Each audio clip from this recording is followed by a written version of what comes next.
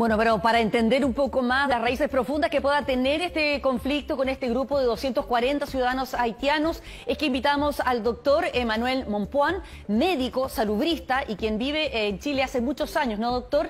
Y es además especialista precisamente en esto, choques culturales y todo el tema de la salud. ¿Cómo está? Buenas noches, gracias por acompañarnos. Buenas noches, Mónica, y gracias por invitarme. Lo primero que quiero preguntarle es ¿qué entiende usted que pasó ahí en Quilicura? ¿Por qué esa resistencia de ese grupo de haitianos de no querer aceptar la ayuda sanitaria que se le estaba ofreciendo? Yo creo que lo que pasó con esos pacientes es el reflejo de un choque cultural que más se evidencia en la salud.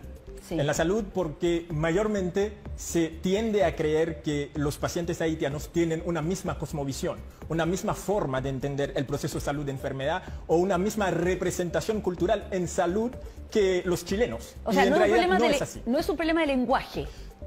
Tendría algo que ver con el lenguaje, pero el problema de fondo no es el lenguaje, sino la cultura, la forma de entender el proceso de salud de enfermedad. ¿Cuál es esa forma diferente? Es decir, que la diferencia, en ese caso puntual, obedece al hecho, primero, que los vecinos, esos vecinos haitianos, yo creo, estoy convencido de que no creen en las autoridades municipales por experiencias recientes, que en la municipalidad, en la página Facebook de la municipalidad de Quilicura, hace aproximadamente unas 2 semanas, publicaron la foto de la casa o del frontis de la casa donde supuestamente vivían 14 pacientes haitianos diagnosticados por el COVID, cosa que no debió haberse hecho. Es inaceptable, inadmisible. Para nosotros es una expresión de racismo puro, de racismo biologicista, etc.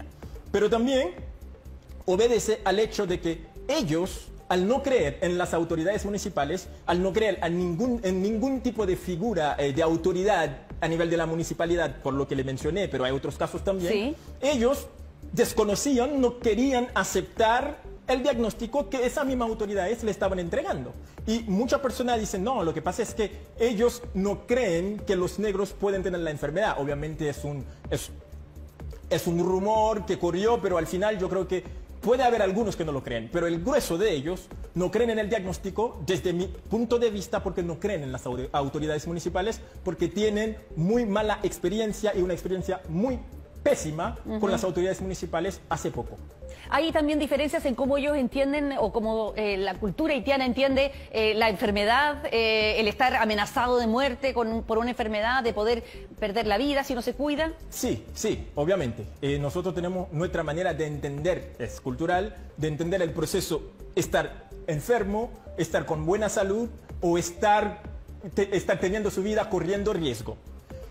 Por ejemplo, en el caso del COVID-19, que en la gran mayoría de los pacientes, más de un 80% según los datos existentes, no presentan síntomas o presentan síntomas muy leves. Y además, si consideramos la comunidad haitiana aquí en Chile, que es la comunidad más joven de migrante, edad promedio 30.2 años, obviamente la mayoría de ellos no están presentando síntomas. Y cuando viene el paciente de una realidad, si no presento síntomas o signo de ninguna enfermedad, no estoy enfermo, entonces más le va a costar a la autoridad, sobre todo si viene de otra cultura, si desconoce esa realidad, más le va a costar entender que ese paciente, hasta que no presente síntomas, no va a creer que está enfermo. Doctor, y por último, desde su experiencia, también como es representante o de alguna manera integrante de la comunidad haitiana acá, ¿qué se debería hacer? Porque esto no va a ser la primera vez o la última que vamos a tener una situación de esta naturaleza en medio de esta pandemia. Mira, yo creo que han habido algunos casos anteriores, obviamente no en el contexto del COVID-19, pero muchísimos casos. Sí.